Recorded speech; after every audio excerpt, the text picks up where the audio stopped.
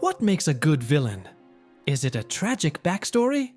A grand world-ending plan? Or is it something much simpler and much more disturbing? Forget about grand ambitions for world domination, or some sob story that explains why a villain turned evil.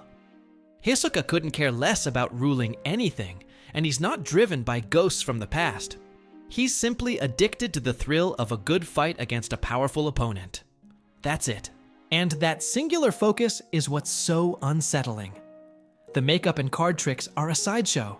His entire worldview is warped around the idea that human potential is only there to be tested and broken in a fight. The best way to think of Hisoka is as a gardener. No, really. He tends to his future opponents, protecting them and giving them room to grow, all so he can fight them when they're finally ripe for the picking. He sees people as unripe fruit. Gon, to him, is a promising green apple, not a kid. Hisoka's aim is to help him ripen, to watch him get stronger through challenges, all so he'll become the perfect opponent one day. In the Heavens Arena, he had gone dead to rights and still pulled the final punch. He wasn't showing mercy. He was just tending to his crop, trimming a promising sapling to ensure it grew into something spectacular. And every interaction with Gon and Killua is just another way of making sure his future prize is perfect. That's the truly terrifying part. He's not just waiting for you to get stronger, he's actively tending to your growth. He's watering his garden, all for the satisfaction of snapping you at your peak. That gardener mindset is exactly why he has no moral compass. None at all. Most villains operate by some kind of code, even a twisted one. The Phantom Troupe has its rules on loyalty, and Meruem eventually grappled with the meaning of justice. For Hisoka, right and wrong are just static on the radio, completely irrelevant noise. His entire decision-making process is dead simple. Is this interesting, or is it boring? If an action might ripen into a great fight later, he's all in. If not, he couldn't be bothered.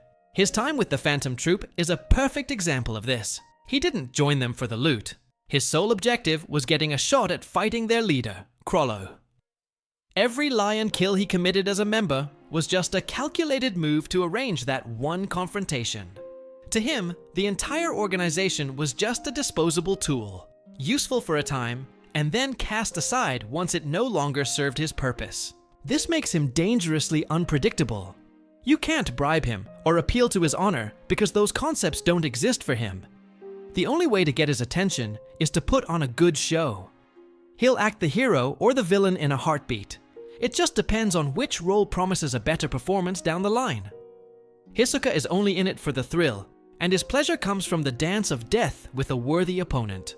And the only thing Hisoka finds interesting is strength. All that other stuff, friendships, ideals, dreams, is just window dressing to him. The real measure of a person is their power and potential. That's why he's so fixated on Nen. It's the purest expression of someone's life force, and he sizes up everyone he meets based on the quality of their aura. This obsession is also behind those infamous swing moments. It's his whole philosophy bubbling to the surface. When he sees someone with raw potential like Gon or Chrollo, his excitement is so intense he can't contain it. That's the gardener in him spotting a prize-winning fruit on the vine. He couldn't care less if you're a hero or a monster. He's only asking one thing. Are you strong, or can you get strong? If the answer is yes, you have his full attention and you're worth keeping around. If the answer is no, you might as well be a rock on the side of the road. He'll use you, kill you, or ignore you without a second thought because, to him, you barely register as a person. The most unsettling part is that there's no end game. He isn't trying to become the strongest person alive or achieve some grand goal. He lives for the feeling of being on a razor's edge, knowing that one day an opponent will be strong enough to kill him. He welcomes that.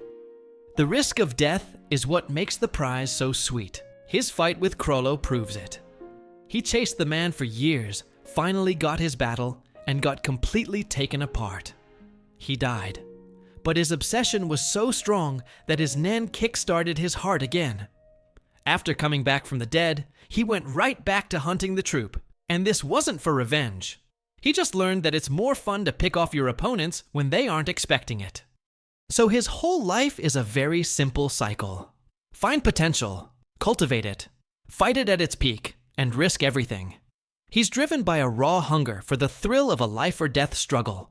So, if you liked the video and you like Hunter x Hunter, don't forget to give it a like and subscribe to the channel. And that was it for today.